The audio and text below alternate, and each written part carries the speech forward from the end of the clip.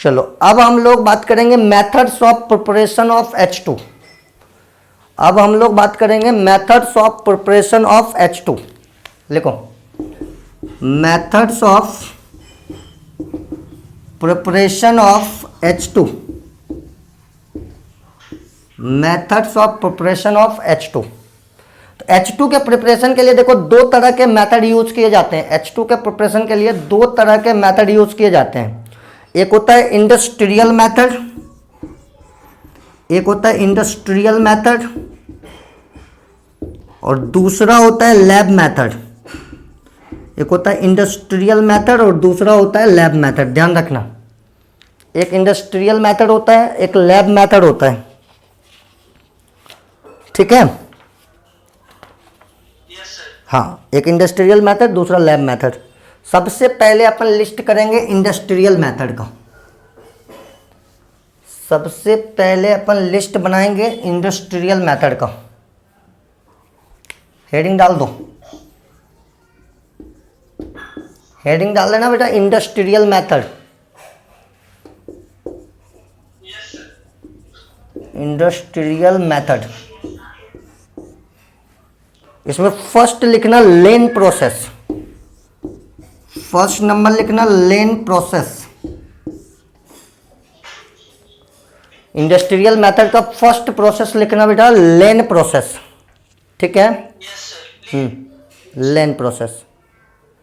लेन process में हम लोग क्या करते हैं, जो Fe होता है इसका रिएक्शन कराते हैं स्टीम के साथ।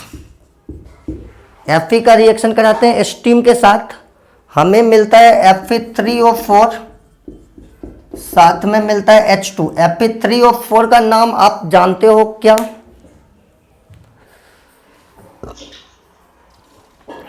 बेटा Fe3O4 का नाम जानते हो?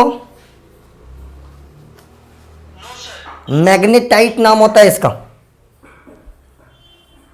Fe3O4 का नाम होता है मैग्नेटाइट, है ना। और इसको हम लोग मैग्नेटिक ऑक्साइड भी बोलते हैं।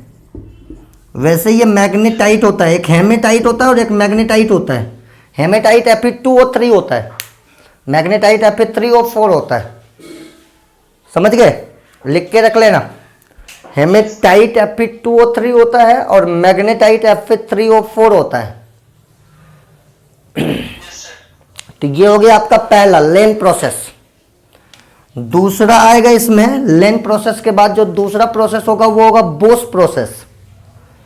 BOSCH लिखते जाना, बोस प्रोसेस। ये सब इसका इंडस्ट्रियल मेथड है। बोस प्रोसेस में हम लोग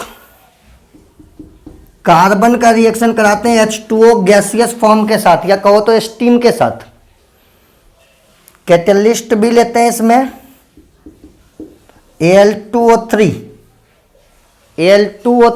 और Cr2O3, Al2O3 और Cr2O3, यह कैटलिस्ट यूज करते हैं। कार्बन का रिएक्शन स्टीम के साथ कराते हैं, Al2O3 Cr2O3 लेते हैं। ठीक है,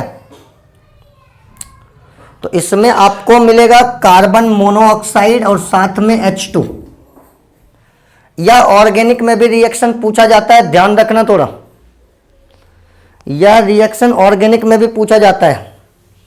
कार्बन देकर फंसाने का कोशिश करता है, लेकिन जिसको हाइड्रोजन का प्रिपरेशन पता रहता है वह फटाफट आंसर क्लियर कर देता है। तो कार्बन मोनोऑक्साइड और H2 बना। ठीक है, अब जो कार्बन मोनोऑक्साइड और H2 बना उसका हम लोग रिएक्शन कराते हैं अमोनिकल क्यूपरस क्लोराइड से। किससे कराते हैं? अमोनिकल क्यूपरस क्लोराइड से। सुनना ध्यान से। अब इसका रिएक्शन हम कराते हैं अमोनिकल क्यूपरस क्लोराइड। बताओ तो क्यूपरस क्लोराइड Cu2Cl2 होगा या CuCl2 होगा? क्यूपरस क्लोराइड Cu2Cl2 होगा या CuCl2 होगा? दिमाग लगा के बताओ, जल्दी बोलो।